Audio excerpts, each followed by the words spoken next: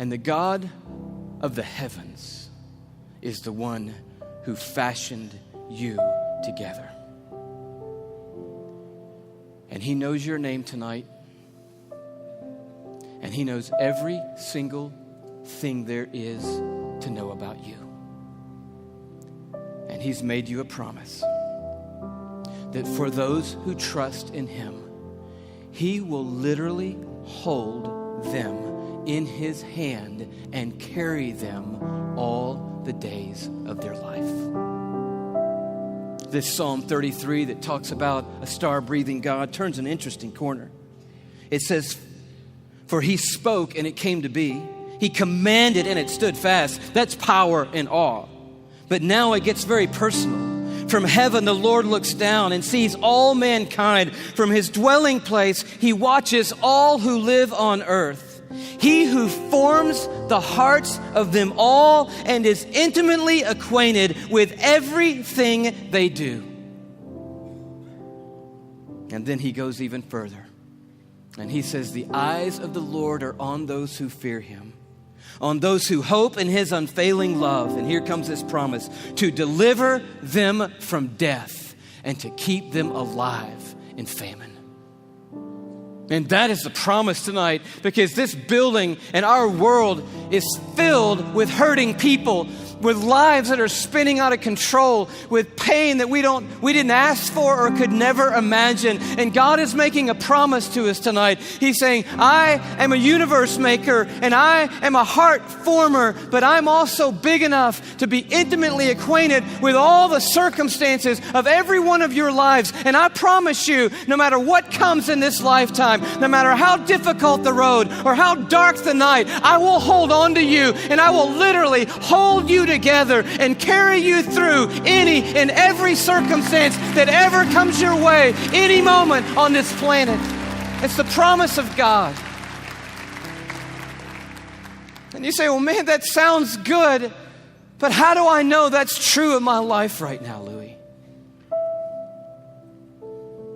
I mean, that's really what we want to know tonight. And I'll tell you how you can know tonight that God will always hold you together no matter what. It's by looking a little deeper into the human body, and it's a little protein molecule called laminin. Yeah, that's about what I felt the first time I heard that. Long story short, the tour was winding down last time around. We were in Tyler, Texas. The night was over. A guy walks up to me. I wish I could tell you the whole story. It was so of God. Introduces himself to me, says, "How are you doing? I just wanted to say hello." I said, "It's nice to meet you." He says, "You guys winding the tour down? Where are you going to go from here?" I said, "Well, I'm on my way back home to Atlanta, Georgia." He said, "Well, what's next for you?" I said, "I'm going to be preaching the next 2 Sundays for my pastor back in Atlanta." He said, "Oh, cool. What are you preaching on?" I said, "Well, the series is on the glory of God in the human body." He said, "That's really amazing. I'm a molecular biologist at the university down the road. Give me your talk." And I was like, oh, wow, I wasn't quite yet ready to unload the talk for a molecular biologist. So I kind of stumbled through what I had, and he's kind of being kind and gracious and like, that's good. And then he says, "Well, what's your big left hook? You got to have a left hook, a big finish, right?" I said, "I don't have a left hook yet." He said, "Oh, Louis, oh man, your left hook is laminin." And I'm totally blank on laminin. And he goes, "Louis, it's a cell adhesion molecule. Protein molecule? Do you know about proteins?" I'm like, "No." He said, "Louis, cells organize into certain molecular structures, and that determines what protein there are. There are between 10 and 60,000 proteins in the human body. We don't even know how many proteins are in the human body. But one of them is a cell adhesion molecule. It's organized into this certain structure, and that tells the cell what its job is in the body. And this one is a cell adhesion molecule." And I'm like, "All right." He said, "No, Louis, it's like the rebar of the human body. The steel they put in the concrete when they lay the foundations of things, it's that stuff. It's holding your membranes together. It's the glue of the human body, Louis. It's laminin. You got to tell them about laminin." And I'm like, I promise you, I'm going home and tell them about laminin. And I'm sure when I do, revival is going to sweep across the church and probably around the world when I tell them. He said, no. You got to see laminin. I'm like, okay, let's see it. He said, no. You need to go look it up online. You need to go Google laminin. I'm like, I don't even know how to spell laminin. Takes his card out. He writes on the back, Laminin.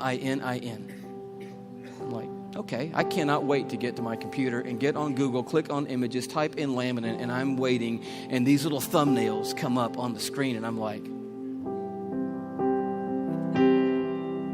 wow, that's laminin? The cell adhesion molecule. Woo!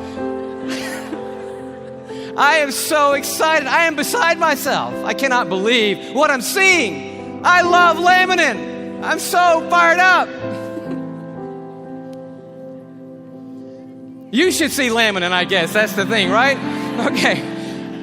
Here is a scientific diagram of the laminin cell adhesion molecule that's holding your body together right now. Okay, this is what I found right here.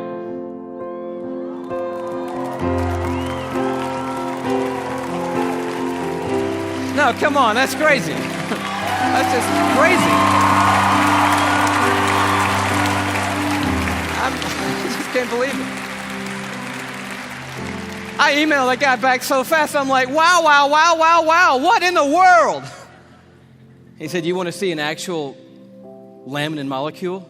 I'm like, oh no, man, the diagram was cool for me. I'm happy with that. Don't bother sending anything else. I'm like, yes! And he sends me this image, an electron microscopic image of an actual laminin protein molecule. It looks just like this.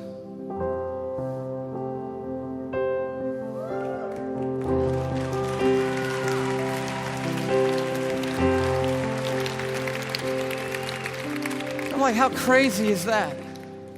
That the stuff that holds our bodies together, that's holding the lining of your organs together, holding your skin on, is in the perfect shape of the cross of our Lord Jesus Christ. And immediately I'm thinking about the words of Paul in Colossians 1. You know this beautiful passage where Paul's talking about the supremacy of Christ and the sufficiency of Christ. He says, for by him, talking about Jesus Christ, all things have been created. Things in heaven and things on earth. All things were created by Jesus and for Jesus. But then the next verse goes on to say this. It's crazy. And he, Jesus, is before all things, and in him, that is in Jesus Christ, all things hold together. That's right. It's right.